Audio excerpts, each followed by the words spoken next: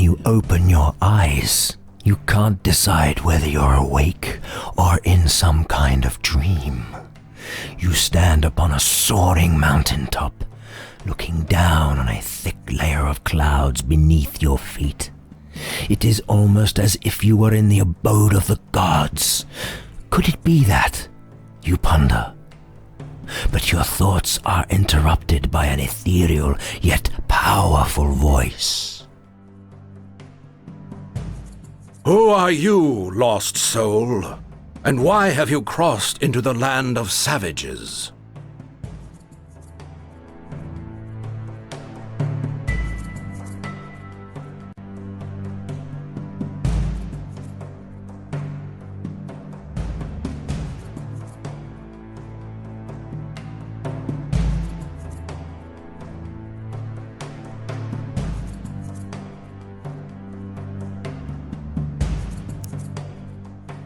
Your reply merely echoes in the celestial void at first, but then the apparition of an elderly figure manifests itself before you.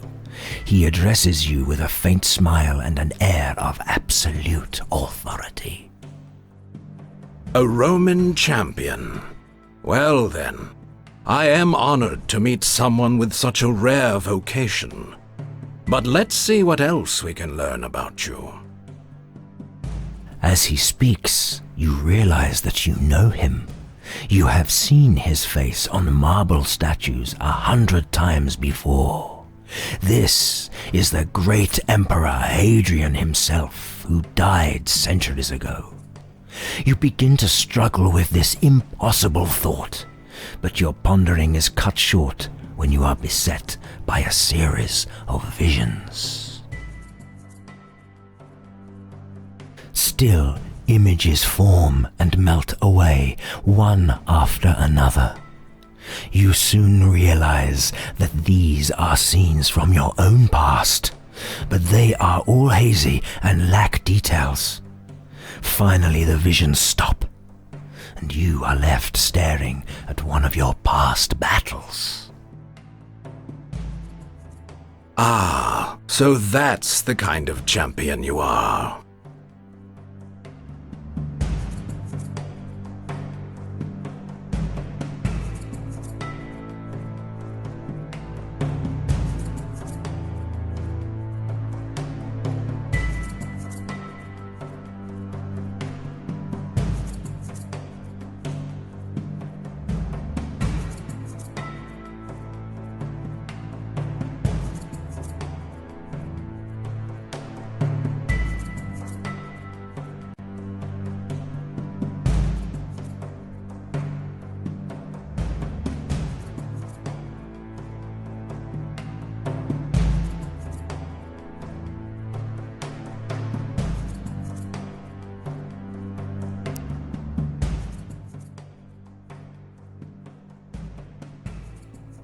Yes, indeed. Your skills have brought you many victories, and yet here you are. Tell me, how is it that the barbarians defeated the mighty Septimus Sulla? Have the Romans become so weak, or was it your strategy which was flawed?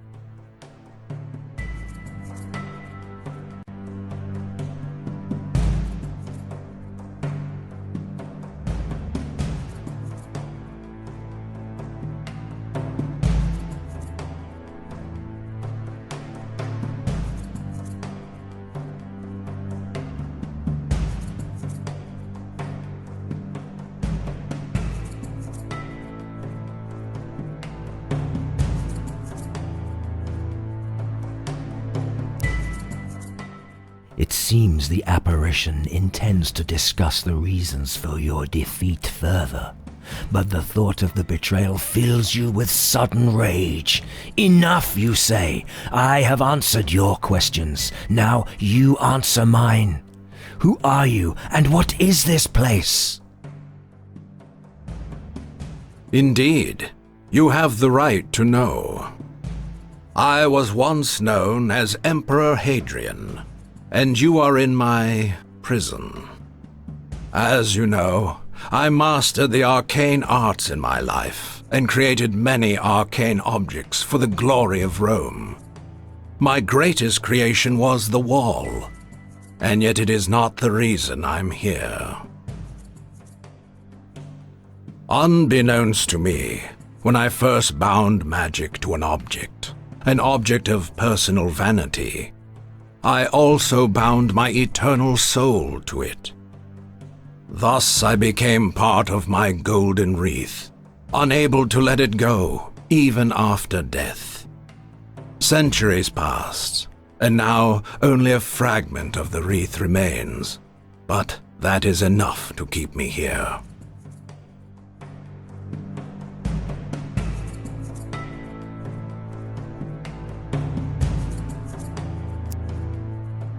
You have been mortally wounded, yes, but your heart still beats.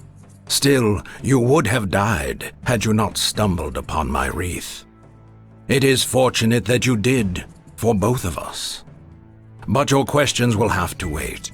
I must first show you something. Much has happened since you marched north, and there are many things that you must know. While you were fighting savages, an enemy struck at your home. An enemy you are not aware of. The Emperor falls silent and lets you watch another stream of images which depict a bloody assault on your home. You can only look on in horror as everything you hold dear is ruthlessly destroyed. Your family, your bride, even your lands, all gone. You have lost much, but you may yet save some of what you have. In this place, our powers combined can alter the very fabric of reality, and thus we can change what is about to happen. But your life is fading away, and we cannot risk you dying. We can only make one change, so you must choose.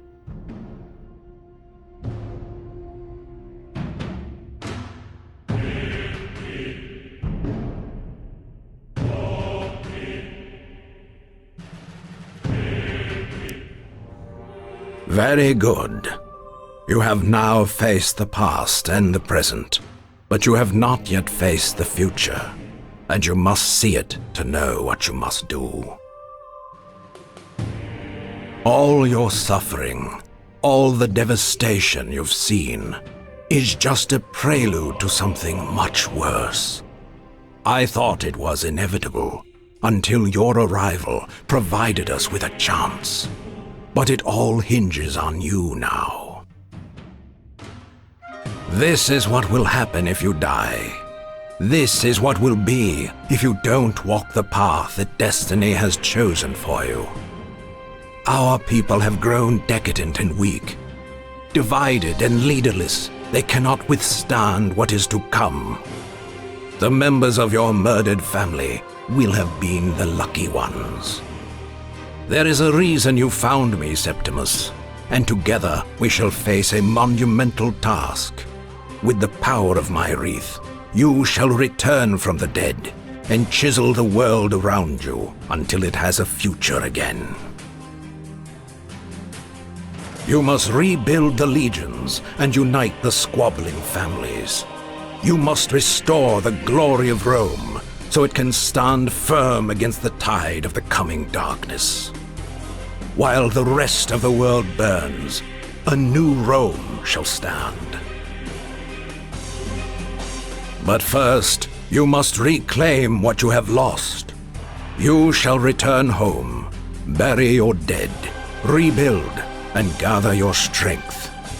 Your people and your soldiers await you. There is much to be done before the name Septimus Sulla is known by all.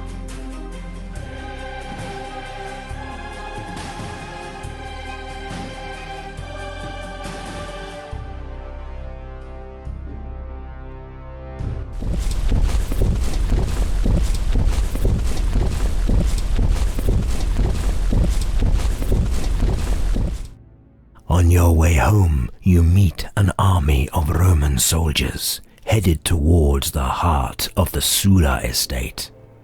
The leaders are retired Sulla veterans, whom your father charged with taking some of the family treasures to safety when the rebellion started. After the Senate proved too slow to respond to the crisis, they took the initiative and used the funds to raise troops. They are overjoyed to see you alive and insist that you lead them against the rebels personally.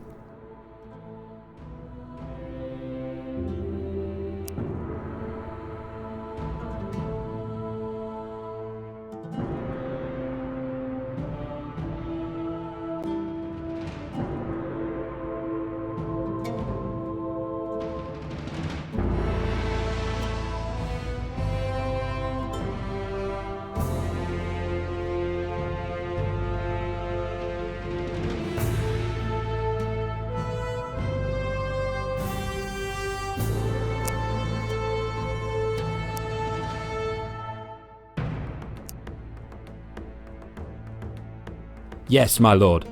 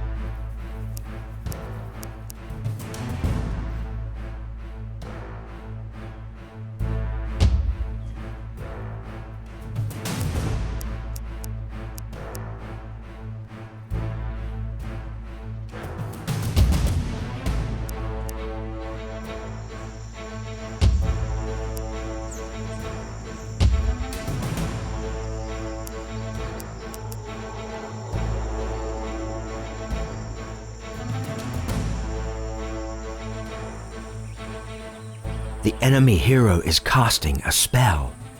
Your magic shield is under normal strength.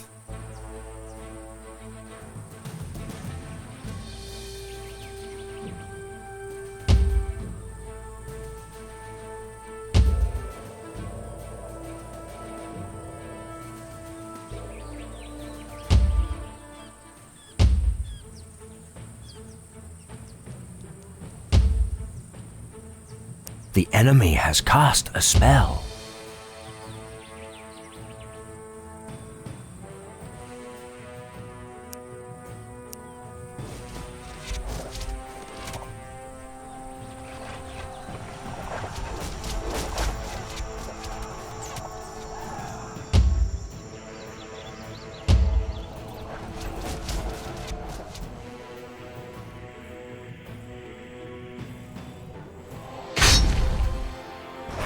A spell has been cast.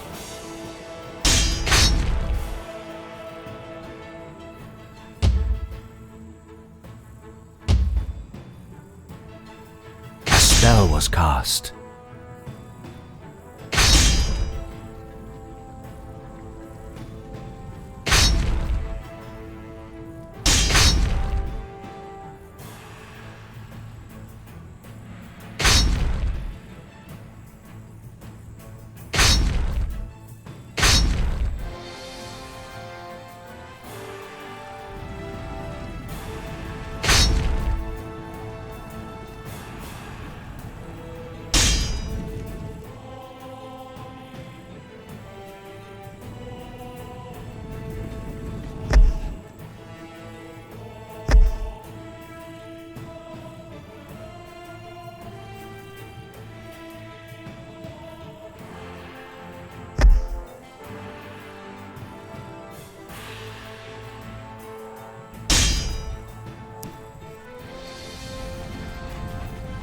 A spell has been cast.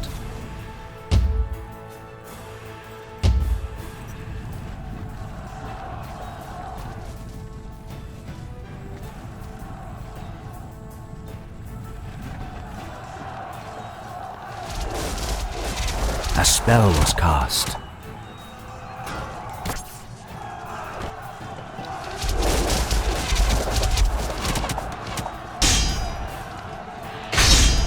A spell has been cast.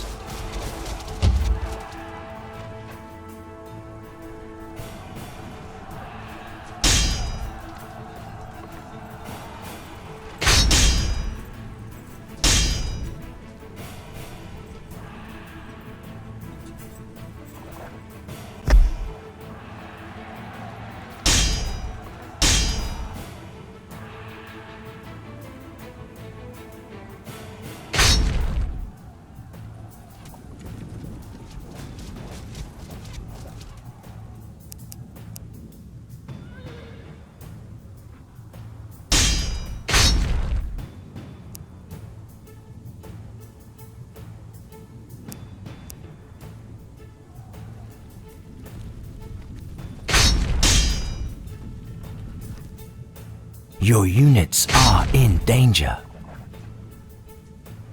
Fire!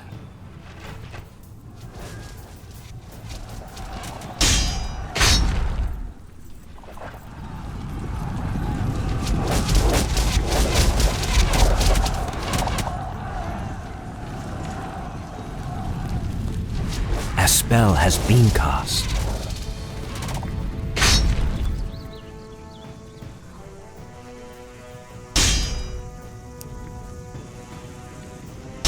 A spell was cast.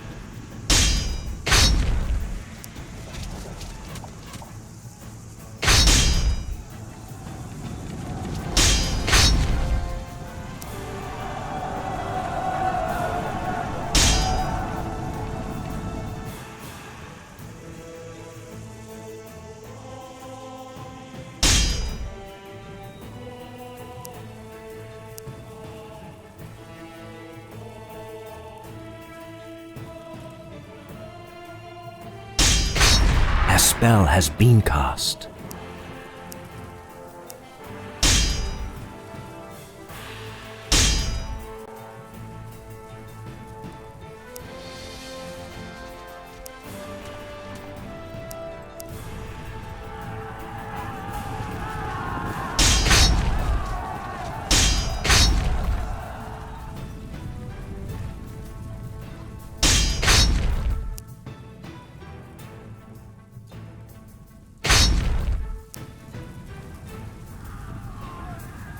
A spell has been cast.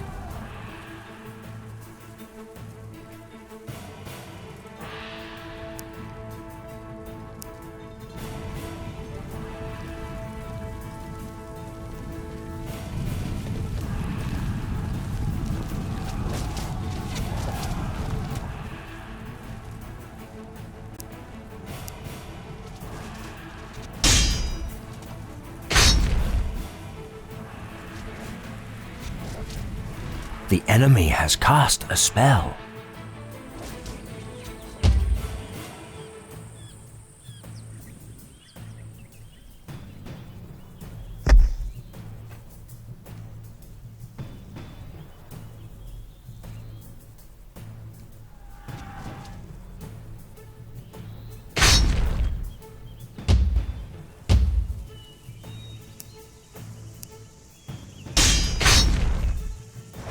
A spell has been cast.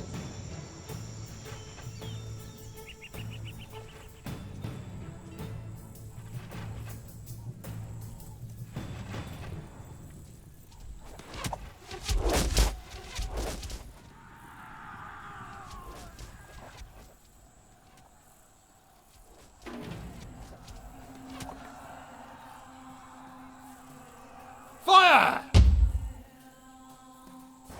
A spell was cast.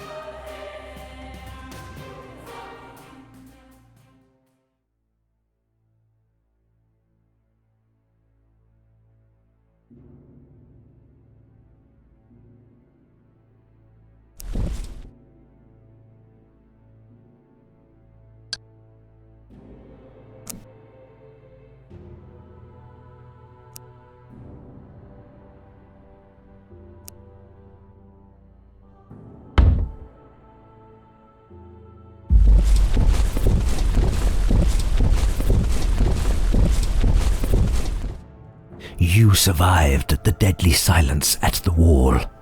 You came home and took back what belonged to you. However, that was only the beginning. Now you have to enter a real viper's nest. The marble halls of Ibaracum, where you'll face the representatives of the noble families. In order to fulfill your destiny, you must have yourself acknowledged as a senator.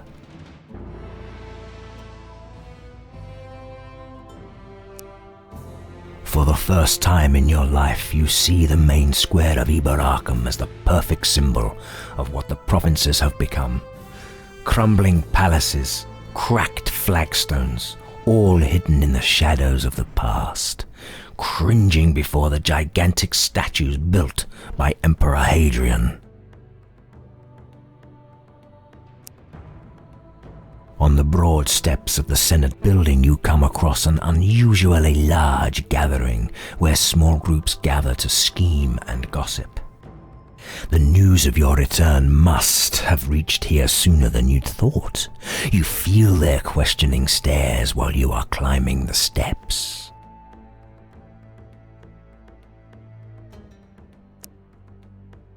Muffled voices herald your arrival in the gloomy vaulted hall. You notice that some of the senators quickly withdraw into the shadows. You walk briskly past the row of marble columns and enter the chamber of the Senate.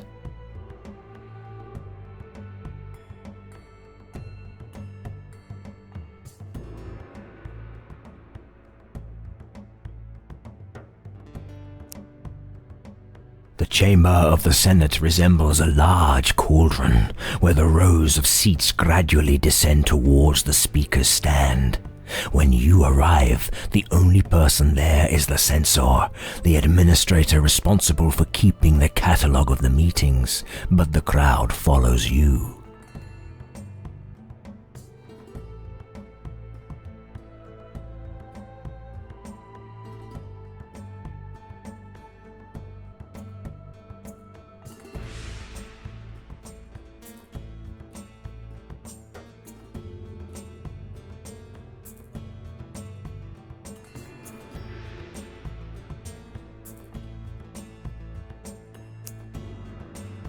The censor shakes his head sadly.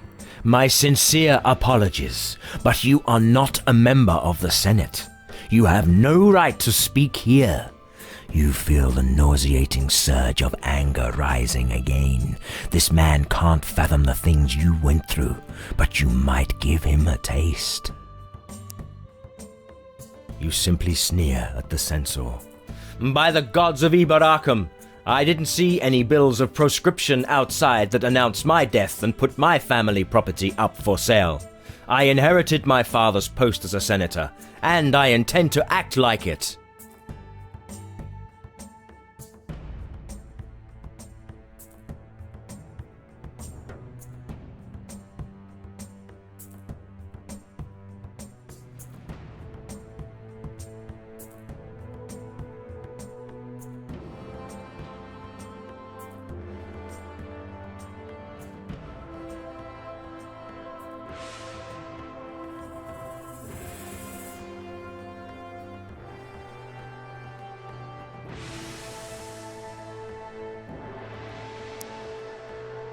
An augur walks into the hall, wearing his traditional robe with its blood-red stripes.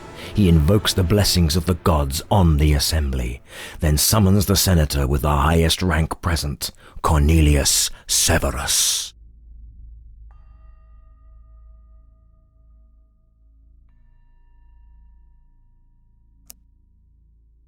Cornelius Severus is a noble-looking man with silver hair and a very powerful presence. After greeting the Senate, he immediately turns to you. I see that Septimus Sulla is making an unexpected appearance among us. May I ask for his formal acceptance into our ranks?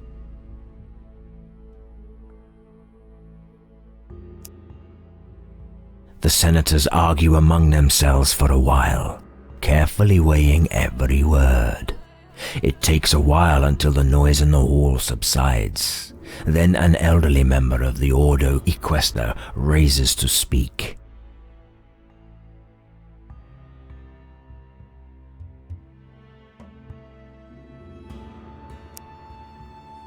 The aging senator puts your request to the vote, and the senators reach a unanimous agreement.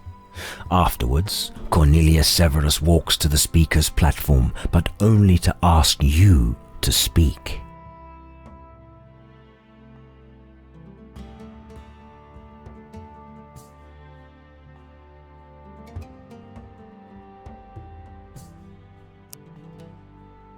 Pompeius Messala is a small, fat man with beady eyes. His speech is nothing but a set of empty phrases and an example of outrageous pretentiousness.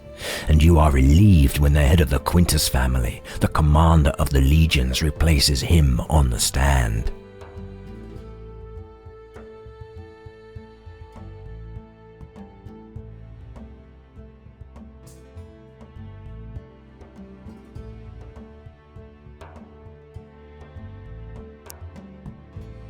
The Quintus family is responsible for the legions of Eboracum, so Horatius Quintus begins his speech with a warning about the growing number of Picts sneaking through the weak defenses of the wall. He insists on increasing the number of soldiers, which leads to a heated debate.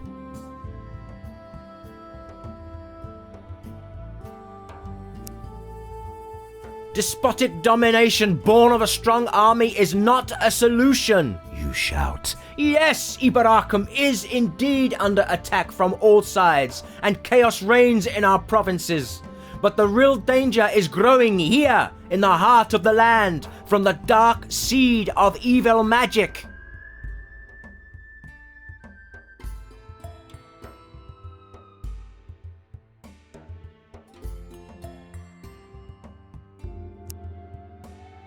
Your words have clearly stirred up some emotions.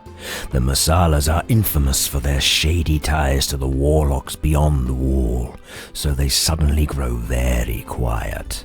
Just like the Carakellas, who study the magic that keeps the wall standing.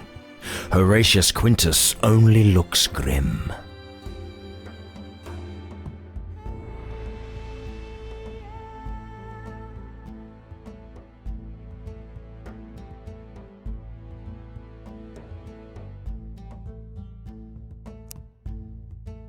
The debate is long and tiresome. Finally, they decide to vote. The lower-ranking senators carefully wait until the more powerful members raise their hands.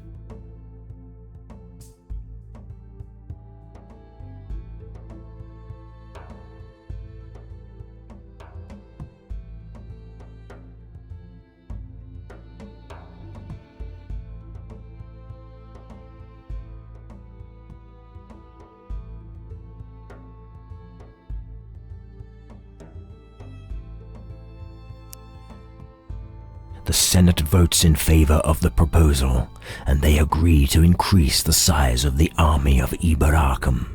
Horatius Quintus returns to his seat. Now it's your turn to speak.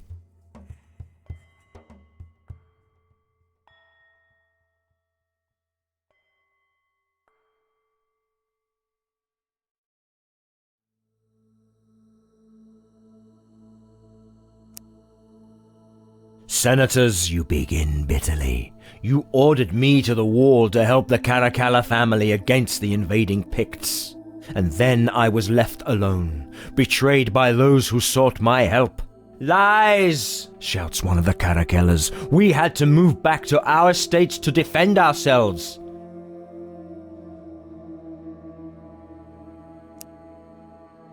You glare at Senator Caracalla. Your estates were far away from any danger, and the place where you set up your camp is a day's walk from the wall.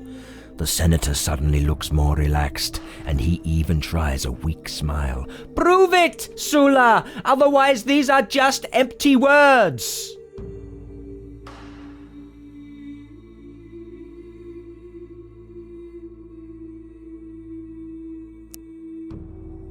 Senator Caracalla continues. Due to some unforeseen circumstances we were delayed. That much is true. But look who is talking about betrayal. The leader who survived the battle without any wounds. So he deftly accuses you of cowardice and places you under scrutiny. Excited murmuring sweeps through the hall. These wounds would have sent an average man to death's door, but here you are, with only the pink scars of your healed wounds as a reminder. There aren't any healers in Eboracum who could perform such a miracle, that is for sure.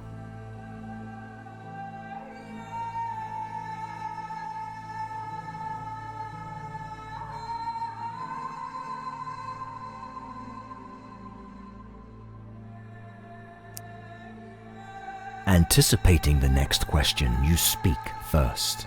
I have no idea which god was gracious enough to spare my life, but I'll say my prayers for all of them. You say, trying to head off any accusations. Or perhaps it was a demon, Roars Caracalla.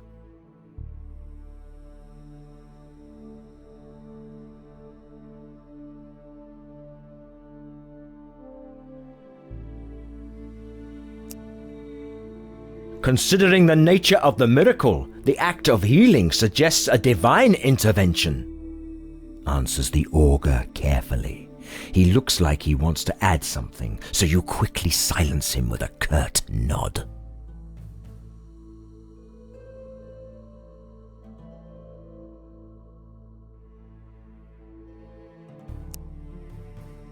Most of my warriors died in that battle. I was left for dead, bleeding from my wounds, and it is a miracle that I survived. And for what? To come home and see my family destroyed, my estates burned to the ground? I stood up for you and you betrayed me.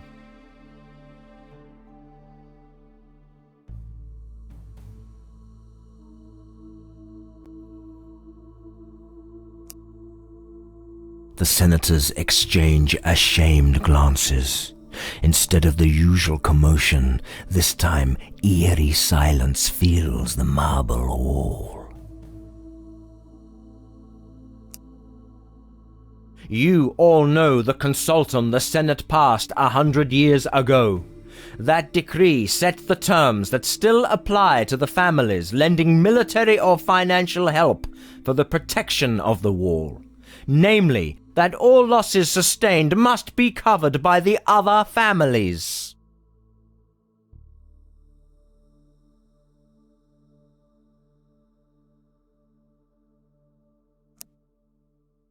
The Sulla family defended the wall, and thus the whole realm against the tide of the Picts. And what was the price we paid? We lost everything. Our soldiers, slaves, and estates are gone. Not to mention the personal losses. I demand compensation.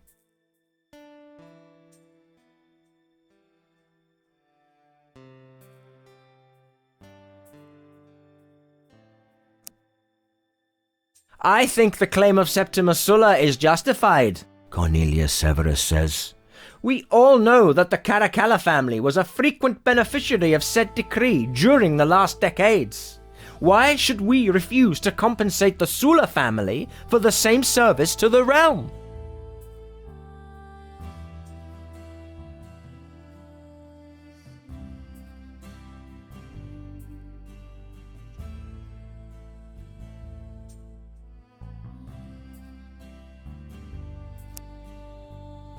The debate drags on. Sometimes you interrupt the conversation with a well-placed, subtle argument, steering the discussion in the desired direction. However, you feel faint hostility towards you from many of the senators, especially the allies of the Caracallas and the Massalas.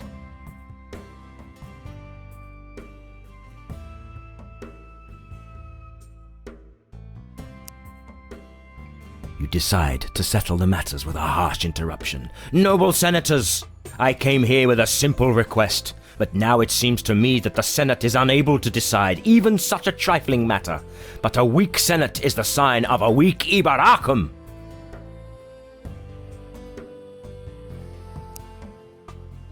The uproar is so loud that it's almost ear-piercing. This is clearly a debate that will go into the annals of the Senate. Finally, the augur has to intervene personally, but it takes some time until everyone calms down. Now the Senate will vote on the matter of your compensation. The Senate offers you 5,000 gold and grants you an auxiliary force until you've gathered a new army.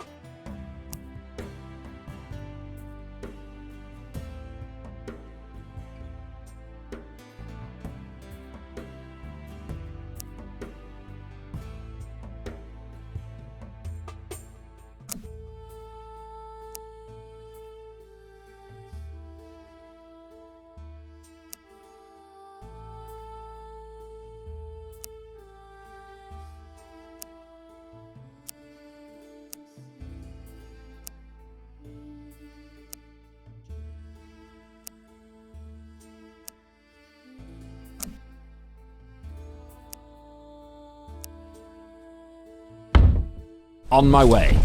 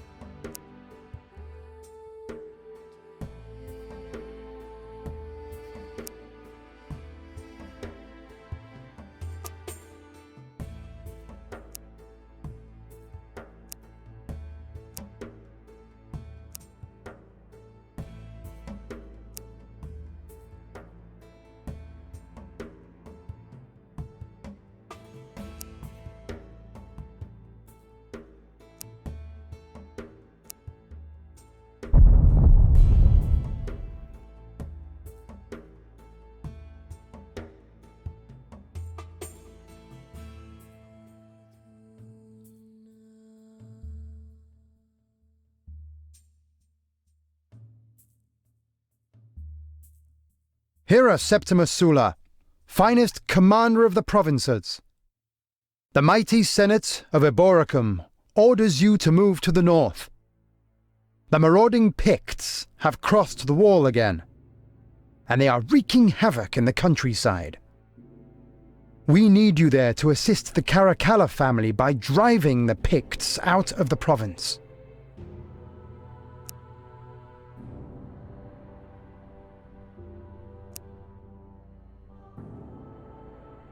A Pict army broke through Hadrian's Wall and found refuge in a fortified Roman villa near the main roads.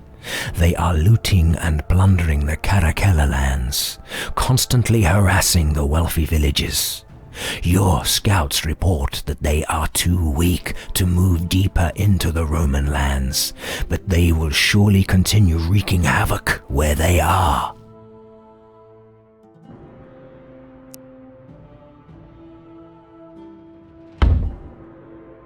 A Pict army broke through Hadrian's Wall.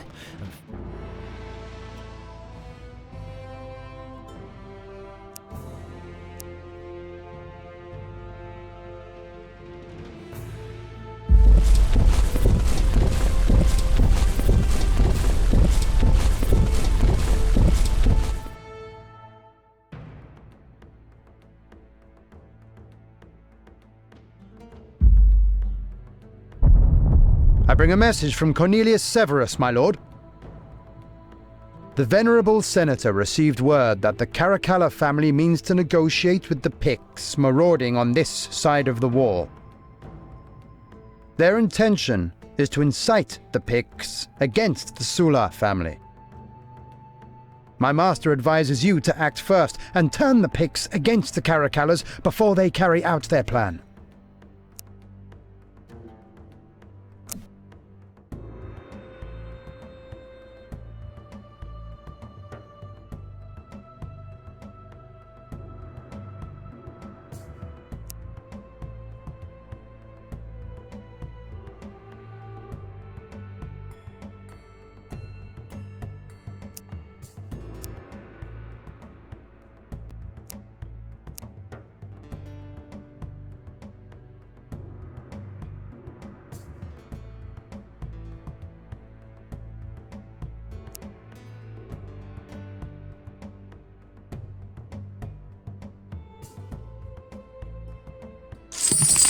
Although the Massalas have a reputation as decadent aristocrats, they employ the best bowmakers in Eboracum, the descendants of the very first bowmakers of the former Roman provinces. If you could reach a beneficial trade agreement with the family, you could equip your archers with masterwork bows in the future.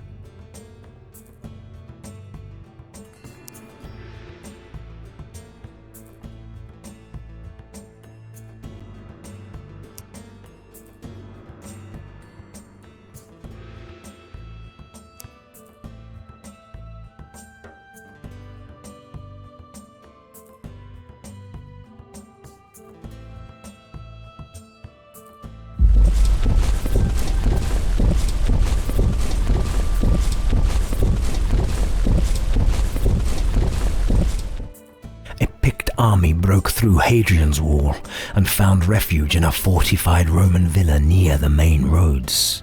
They are looting and plundering the Caracalla lands, constantly harassing the wealthy villages.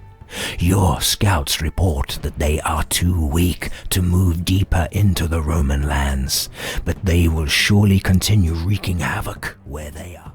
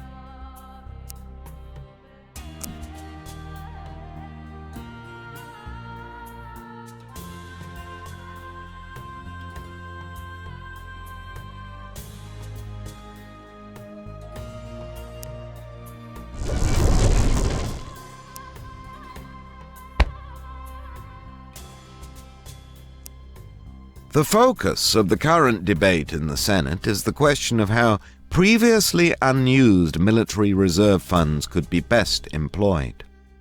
Horatius Quintus proposes to spend it on the development of the public army of Eboracum.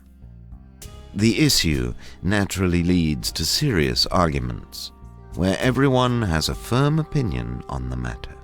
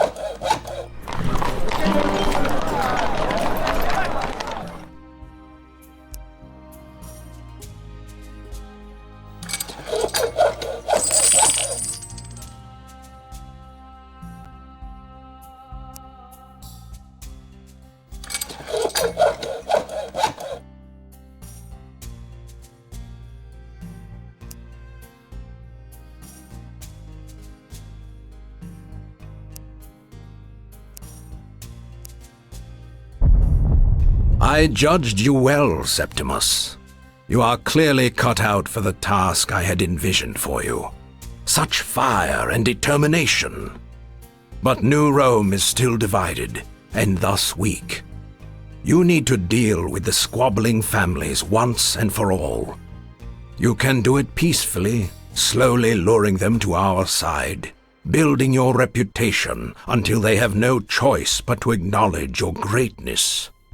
Or you can cut them down like grass.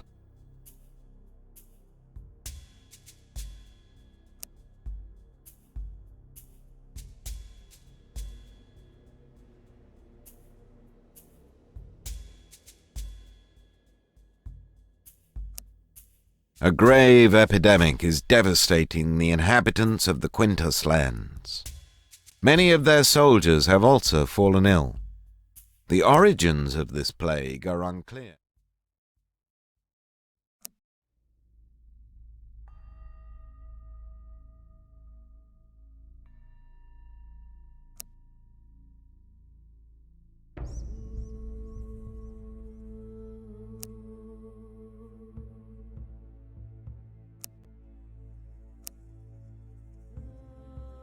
Following the honorable traditions of Eboracum, you have organized a network of spies who are busy supplying you with rumors from the noble families.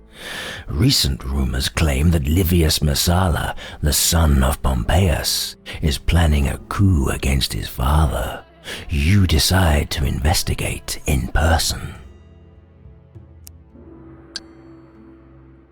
Following the honorable tradition. Yes, my liege.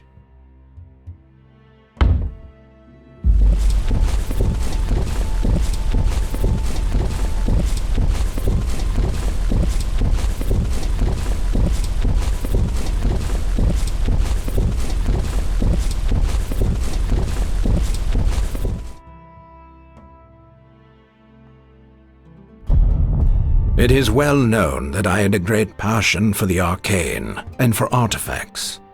But few know where I acquired my knowledge of the art, and that it was here, on Roman land. There is an old fort near the eastern end of the wall, which was built on the remains of an arcane workshop left behind by an ancient wizard. That is where I learned the secrets of crafting magical items. And with my help, you could do so too. Of course, you'd have to deal with the barbarians who dwell on that land first.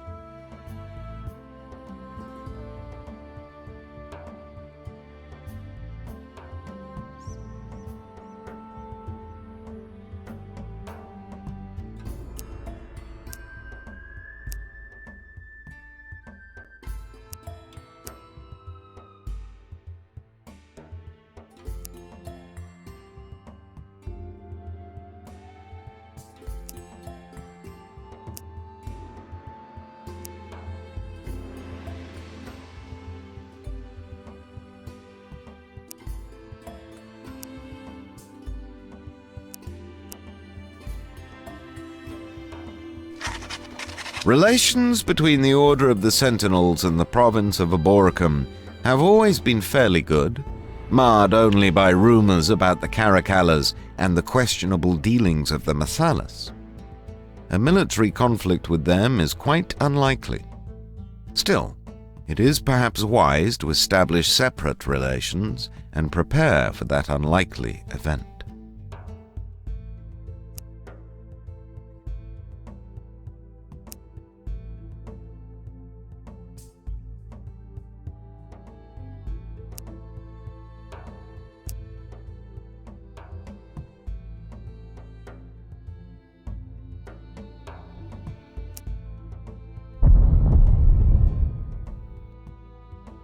Ready to serve.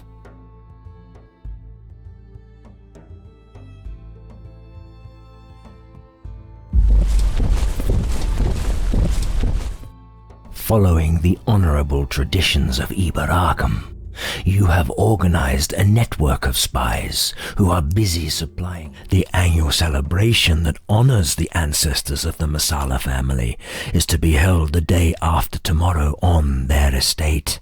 You've received your invitation and you set off with your companions. On the day of the glorious event, the guests are gathering in the atrium.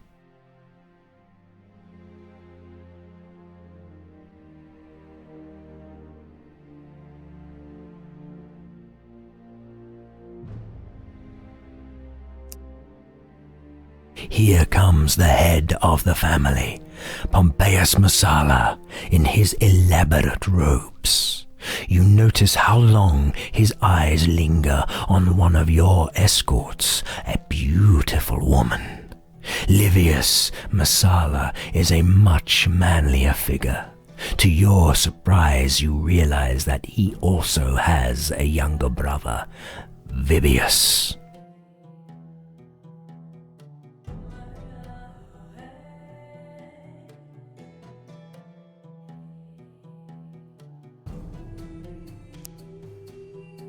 The guests flock to the small amphitheater built next to the villa. In the first arena combat, they let loose a pack of wild animals, so the nobles can hunt them down with bows. Soon it turns out that you are just as proficient with your weapon as the commander of the guards. He is a worthy rival, but finally you win the game. You hear admiring muttering from the direction of the Quintus and Caracalla guests, but the Masalas don't look particularly glad that you have beaten their champion. Vibius Masala admires your skills with the bow, and he wants you to teach him to shoot. You are about to begin when his father interrupts the conversation. "My son is going to be a general, not a foot soldier," he says. "He's leaving for a garrison at the wall in the morning." It's getting dark. After the arena games, everyone walks back to the atrium to watch an ancient play. One of your men quietly tells you that he noticed a suspicious-looking soldier talking to a gladiator at the well. It reminds you that this could be a good time to sneak around. You don't see anyone in the courtyard, but a brief inspection reveals that the well is empty and the carved stones form crude steps. You climb down and find a tunnel that leads to a gate. Beyond the gate, you see a bare hall and hear the gladiators talking.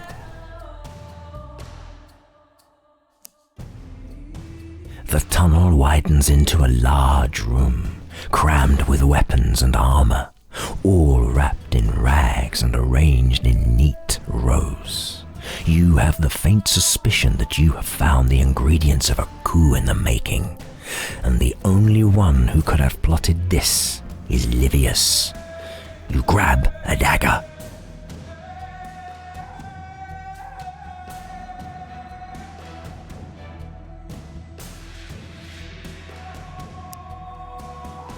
You carefully pick your way to Livius's quarters with one of your men following you. You post him outside the door while you take a look around inside. Judging by the sparse furnishings, a young and dedicated soldier lives here. There is a small shrine by the wall.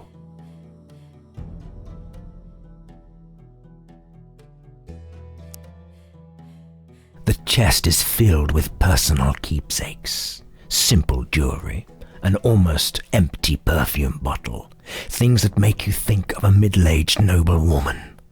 Oddly, there is also a simple knife that stands out from the rest of the items, but you cannot see its significance. You open the closet, but only find some robes and a military uniform with a masterwork gladius in a gilded scabbard. Otherwise, it's empty. You hear a soft whistling from outside. It must be your soldier in the courtyard, and it means that someone is coming. You quickly leave the room. Do you want to sneak around, or would you rather return to watch the play? You return just in time to hear the very last lines of the play. The guests are quick to return to the atrium. Pompeius must have noticed your absence, though, and he seems offended by your lack of interest. You decide to avoid him and mingle with the crowd. Dinner is a true feast, with such delicacies as wild boar in honey, and you also drink much of the treasured rare wine from the south of Britannia. You witness an exciting debate concerning mythology between a high-ranking Severus official and two senators of the Quintus family. The argument is about Hercules. The senators think that he joined the gathering of the gods after his death, while the official points out that Ulysses met the great hero in the underworld.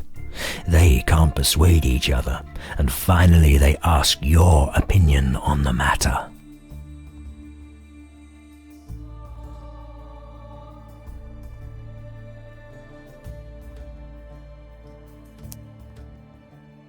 They all laugh, so you must have found an appropriate answer that suits everyone, and it even helped you to strengthen your political ties to these families. The dinner is over, and the guests withdraw to their rooms. This is the perfect opportunity to talk to old Pompeius Messala or visit his son. Which one will you choose?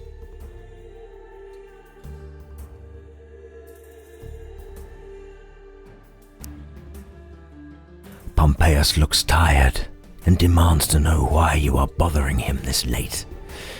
You tell him that you found proof that his son is planning to replace him as the head of the family.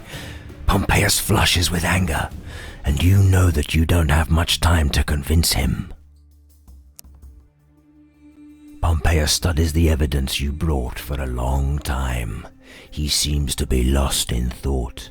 You wait until he turns to you. It's alarming, I admit, but I still have my doubts. It's my son we are talking about. How can we make sure it's all true? Pompeius glares at you. It's a dangerous game you're playing, Sulla. If you are right, my own flesh and blood might betray me, and this is something that I must know for sure. I'll play along and let you pretend to ally with him. You meet Livius in his room. When you show him the evidence of his betrayal, he goes pale. If you ever met a guilty man, this is one. Before he can do anything foolish, you cut short his stammering and assure him that you are here to help. He gives you a confused look. Why?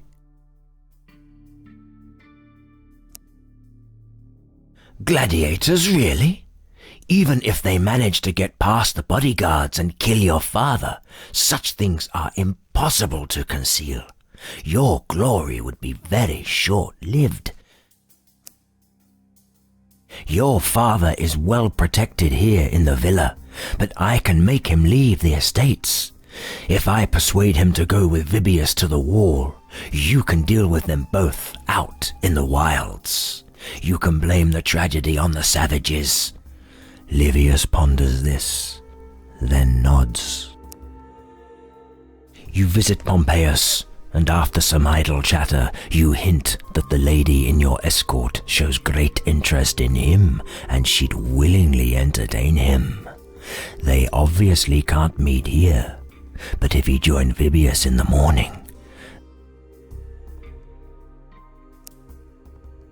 you call your most trustworthy guards to your room to discuss the plan. Which plan will it be then?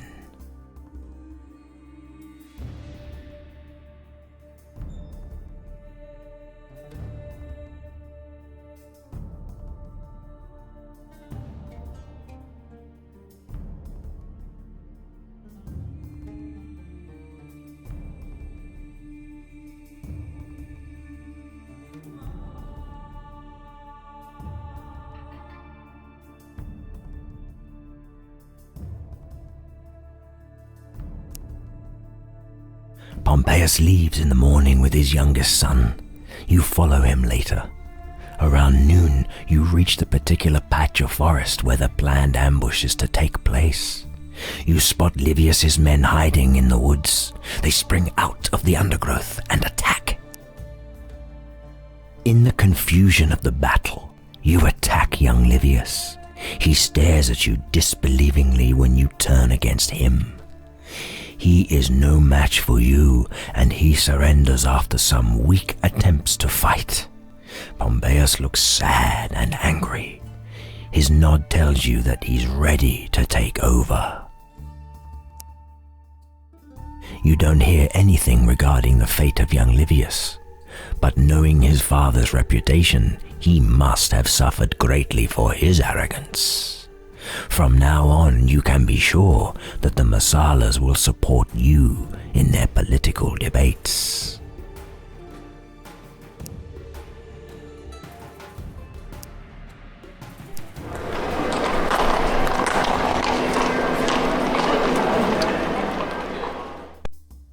Only recently, a deadly outbreak of a mysterious plague devastated the inhabitants of the Quintus estate.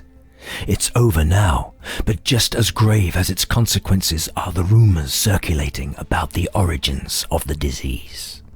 People talk of evil intent, and according to the gossip, there is a certain place, deep in the heart of the Quintus lands, where everything started.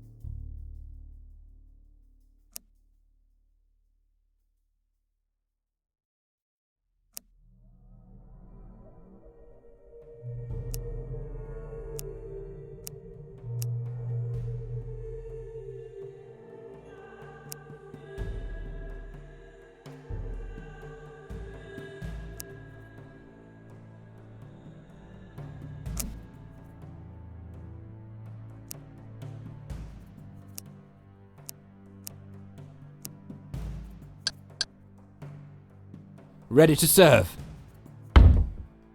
On my way.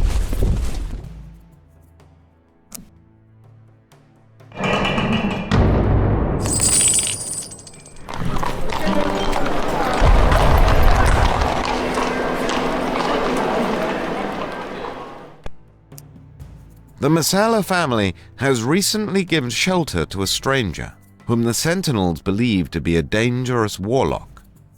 The Knightly Order respects the sovereignty of the family, but they demand custody of this prisoner.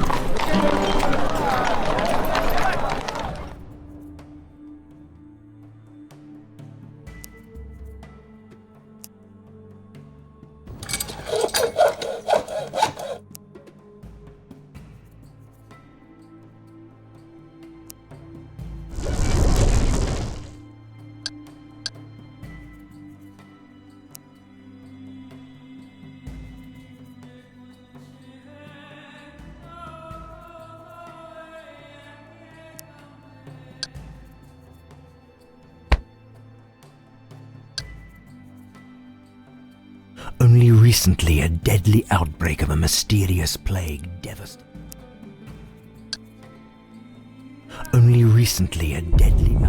The provinces of Eboracum are plagued by many problems, but now the situation is more severe than ever.